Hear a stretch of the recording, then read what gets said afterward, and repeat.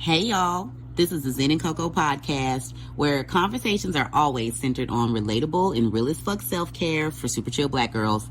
I'm your host Tameko, aka the Cocoa Butter Mama, and in this week's episode I'm talking about opening up the emotional gates, confronting our negative feelings, and pushing back on toxic positivity. So let's get into it, y'all. Enjoy the show.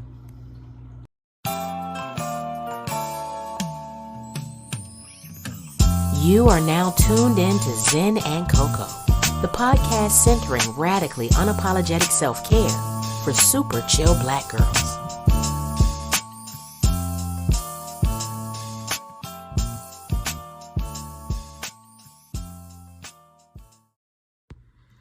Hey, y'all. Welcome back. This is episode number 3. You can't change what you won't confront. I'm so glad y'all are here, and I cannot wait, of course, to get into it because I have a lot to say. Y'all already know. But first, some quick reminders. So the podcast is now streaming on Apple Podcasts, Spotify, YouTube, and a bunch of other places that I just was throwing the RSS feed at. Okay. All can be found on the Zen and Coco website. You can click the player badges on the homepage or all of the buttons on the podcast page that will get you where you need to go. Also, don't forget to download your free Zen and Coco 7-day self-care planner. Okay, that's also located on the Zen and Coco website homepage towards the bottom. You can't miss it. And last but definitely, not least, I just want to add a real ass disclaimer that I should have had on the first, but bear with me, y'all, right? That I am not a licensed medical doctor or anything of the sort. Okay, so know that I will try to use my mindfulness and discretion and present information as opinion based and giving y'all my 2 cents. So don't take what I'm saying and run blindly anywhere, trying to just make it seem I'm the final say so, right? I really want us all to be using our discretion and discernment, of course, and absolutely be seeking professional help when we're in need. So yes, right? I'm going to always come back to that, y'all. I can't stress it enough because we're all here to grow together and learn together. And this is self-care for me too. I'm definitely doing all the talking because girl, it's my podcast. So I'm supposed to, but I'm not coming into the space I'm a guru or I'm this self-care authority trying to act like I have all the answers and I just am know-it-all and I'm just going to bless y'all with a little bit of the juice. That's not what's happening here. That's not what I'm envisioning. I'm toe to toe. We're all in this experience together. I'm just trying to be on my super chill black girl self-care journey as well, so that had to be said. So another thing, full transparency. Oh my goodness, y'all. So I actually had a whole complete other discussion topic planned for this 3rd episode, but I made just a super last minute swap to land here today because I just had these questions keep coming up for me a lot this week, and honestly I could not ignore it, and I just had to bring it to y'all. So sorry if it's a little bit all over the place, but just roll with me. We'll get to it, right? We'll get to the point. So back to these questions. Let's get into it, right? So back to these questions. One thing was that kept coming up with me is the first question is, do y'all believe that black women are allowed to safely and freely express the full depth and range of our emotions? Okay. And so the second question was, has anyone ever told you that it's okay to not be okay? And so, I've had my challenges this week. And again, like I said, these questions have come up for me. And so my answer to question number 1 is no. Okay? No. I believe that modern society is generally not that kind to those who are expressive, moody, sensitive, emotional, passionate, all of that, whatever you want to call it, right? But especially to Black women existing in these states, right? So historically, I'm going to keep it general, by the way. Okay, so historically, I feel like we've had to endure, Black women collectively have had to endure so much trauma at the intersection of our gender and race, right? Yet when we are like not outwardly happy or at least agreeable, right? And showing up helping everyone but ourselves, right? We can easily be accused of like being rude, mean, overly aggressive, angry, difficult, mad, et cetera, et cetera. And it's frustrating even saying it, right? Let alone living this experience. But here we are. And I also feel like that same kind of standard is also held for Black women and girls in our homes. Culturally, we've kind of absorbed it too. So, a lot of our experience is having this weight, in childhood and adolescence, as we're, young adults into, our adult spaces of mothering or being partners, right? So moving into the second question's answer, I didn't hear that it was okay to not be okay directly that I can recall until I was an adult. I had to be like deep into this self-healing and self-love journey too before I even did.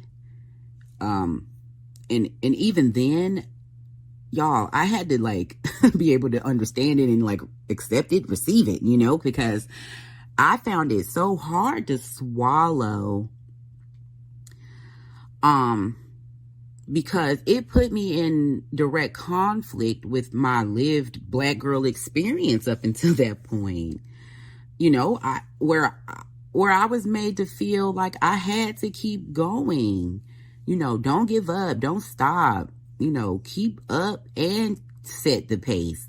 Give it 110% at all times. And if you do all of these things, if you're hitting all of these check marks, then everything is going to work out eventually. When? Don't know, but keep it pushing, right? So toxic positivity much, but we'll get to that part, right? So, and then layered in there is additional Black girl messaging that had been downloaded, in that, being told that, you have to be 10 times better, 10 times smarter. You have to work 10 times harder to even just be seen, heard, or recognized, in spaces and places. So, and I feel like I'm 37 years old, right? So I feel like my sister peers should be able to feel me deep there with that, additional like weight, right? Because as well intentioned as that messaging wanted to be, I just feel like, dang, it was like, what? I don't want to be on my grind all day and night to fit in. I just feel like we all need to be off of that mentality. Like, it's tiring, among other things, right? It kills us. It damages us. It depletes us. That mindset, it moves us away from the hard work of learning how to not only feel your emotions, but also the ability to recognize them and become familiar enough with them so that they are able to be coped with and not suppressed, right? So, emotions, they manifest based on our circumstances, our mood, our current environments, and, also our relationships to and with others, so a sidebar to just apply some logic here, I would just hope that we can all assume and agree that, like, when you have tools and resources to help you or to help us, regulate and move with negative emotions as they come up, doesn't that like seem like that would serve much better than just like ignoring it or like suppressing it, right? So, it seems so logical when we're in this intimate space chatting about it together, right? Easier said than done is always the case. So, but instead we've been like served this wild like existence where we're supposed to just be okay with this void, this emotional void that, just keep going, right? Just bully through it and it's okay because it will be okay. So, yeah, I honestly, I feel so angry, I'm pissed off about it. I won't lie to you guys. Why? How? Why have we been told to do this over and over and over again? Literally to the expense of our emotional, mental, and physical selves. That's so sad, And I feel like unpacking all of this, maybe it will bring up some feelings for you guys. Anger, shame, guilt. I don't know. Because I promise you, it did and it still does for me. So no judgment because I'm frustrated and irritated by it. So, another part of the anger is, I don't know about y'all, but there's been so many points in my life where the hardships have, like, man, I could have really done with feeling like I could have taken a break to repair my heart and mind, Instead, I felt pressured internally and or externally, to pull it together and get right back to it. Snap, snap. You know what I'm saying? Don't stop. And so either I didn't know to allow myself the grace that I needed, or I didn't feel as though anyone else encouraged that for me. And that's also sad. And I choose myself. I want better for myself. And I want better for y'all. I want better for all of us, because what's self-care if we're not loving on ourselves and watering ourselves and making ourselves not feel sad because we are tamping down all our emotions and we don't know how to express them and we don't know how to express ourselves, right? So my true belief is like that the road to healing, to deep healing, to real healing for Black women, right, begins when we work internally, of course, in general, right? But when we work internally and begin to unlearn the like unnatural, super weird, unnatural conditioning of suppressing our emotions, man, like, because who would want a life without what I like to call my favorite 4 self-care R's, the release, the recovery, the relief, the rest. I want a life filled with those options and those solutions. Who wants a life without those things? Like, girl, not me is all I'm gonna leave it there with y'all, right? So I choose myself. I want y'all to choose yourselves and start unlearning. Like, it's okay. Feel the things, right? So moving into feeling the things, or moving deeper into feeling the things. Okay, so let's talk about toxic positivity. Okay, I mentioned a little bit ago, okay, that the just keep going mentality, I kept, bringing it up. That's because it's an example. It's a good example for me, through my lived experience, but also too, just, peeping the scene.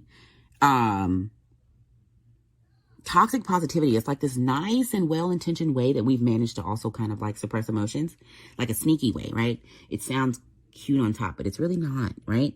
So you're suppressing emotions, and negative ones specifically with toxic positivity, right? Because then only good or happy ones are centered. So like toxic positivity is really like wanting us all so badly to believe that no matter how difficult or unfortunate the scenario, like whatever, that people should like maintain this like mindset of happiness, positivity, good vibes, Okay. And again, it sounds like it should be a good thing on the front end, right? But it's flawed. It's flawed because mainly because we are out here being real people and we come equipped with an emotional range for a reason. Okay. And so we're not built to only experience good or happy because that isn't based in the reality of living. Like, bad shit happens. We all know that. And so whether bad is minimal, having a bad day, you ripped your favorite jeans, or you broke your, I don't know, your coffee mug, up to, hey, car accidents, or anything that's worse. You get it, right? Like, inevitably, existing and being conscious, something's gonna not go right, and that's just a part of it. So it's like literally unrealistic for us to just think that we can exist on good vibes all the time, right? So it's also interesting to me because toxic positivity can like live within us, or it can be external, so it can be either or both, right? And so let's say internally, toxic positivity kind of rears its head in a way where like feelings of shame and guilt can come up when you are unable to make your bad feelings go away quickly or at all. You're like basically judging yourself, right? So an example, so maybe you lost a family member and you're just still like so deeply sad and really shook, and it's been about a year, so not immediate, but not too far or long ago either, right? A year. So toxic positivity will like have you out here feeling bad that you're not over it, or maybe more subtly you're saying things to yourself like that you shouldn't still be crying at all the time, or that maybe you should not be listening to an old voicemail or whatever it is. Basically you're comparing how you think you should feel against how you actually feel, and then managing to feel a way about it on top of how you're actually feeling too. Right? That's like feeling inception in the worst way, right? So the flip side is like the external toxic positivity that can like literally be existing at the same time, right? So that can be looking like another family member, of course, in the same like scenario of loss that I said before, right? That could be looking like this family member like saying things to you about your negative feelings, like, oh, well, you're still sad about it, or you haven't got over it yet. Or maybe they're saying something like, well, I tried this. Maybe you need to, and they're filling in blanks for you on what they did. So that's supposed to make you feel better, right? Or why haven't you tried to move on? Or everything happens for a reason. Don't worry. Or my most hated one, they're in a better place now, right? So, I hate that one, right? How frustrating to be told something like that and you're hurting, right? To be shut down in that way. Ooh, I hope it sparked a little bit of anger again in you guys, okay? Because that's exactly how toxic positivity literally robs us or anyone, that we may project it onto, ourselves included, right? It robs us of their ability to deeply feel or express or process their true feelings about their negative experience. It like literally invalidates. Okay. And so that's exactly what we're not trying to do when we're working on coping with and confronting our emotions. This is exactly why we do that work, right? Because you can't pick and choose to feel at will. It's not how we're built. Okay. And may I just tap the mic real fast though and say, I'm here to tell myself that like that pressure to either feel okay all of the time or not be honest about when you're not is a weight to release. Like literally, we can begin to release, like, because we're confronting it right now, right here together. Like, let's let that shit go, y'all. Because actions happen when confrontation arises, right? When confrontation arises, something gonna go down. Action happens. When you sit there a while and you acknowledge your emotional self, you can start to put things into perspective and better navigate previously unfamiliar emotional territory. And it begins to be easier and easier to do so. And I just want y'all to remember that, okay, the point of today was to really encourage us to invest into tapping into our emotional selves more. We're not machines, okay? You're allowed to feel more than one emotion at a time, okay? You're allowed to gauge your emotional wellness. You're allowed to do that. You're allowed to set emotional boundaries. You absolutely need to be doing that. Sis, listen to what I'm saying. You need to be doing that one, okay? Need to be, right? You're allowed to choose yourself, and you're allowed to choose what you need. Okay? So give yourselves permission to do that. Giving myself permission to do that. Let's give ourselves permission to do that. Okay? So look, give ourselves permission to do that, right? So we can all in turn, release what I like to call that hater shit, right? That hater shit is when we're out here projecting our lack of doing the work onto others, where we're projecting our doubts and fears. And then now look at me, salty when someone else, another sis, is out here progressing because she's doing the work and I'm not. So, but I'm mad though, because I'm not tapped into the understandings. And then now I'm into a cycle of toxic nonsense that, look, we can get into on another episode at another time, because we can unpack toxic cycles of nonsense that are not positivity, but super, super real life toxic negativity. If that's even a thing to say, right? But we want to be releasing that hater shit, and we can definitely get into that at another time, right? So anywho, love y'all. I'm going to wrap it up. Thank you so much for listening to Zen and Coco podcast. This is episode number 3. Please don't forget to check out episodes 1 and 2 if you haven't already. And basically, stay tuned for next week's episode, dropping on Wednesdays. Peace, y'all.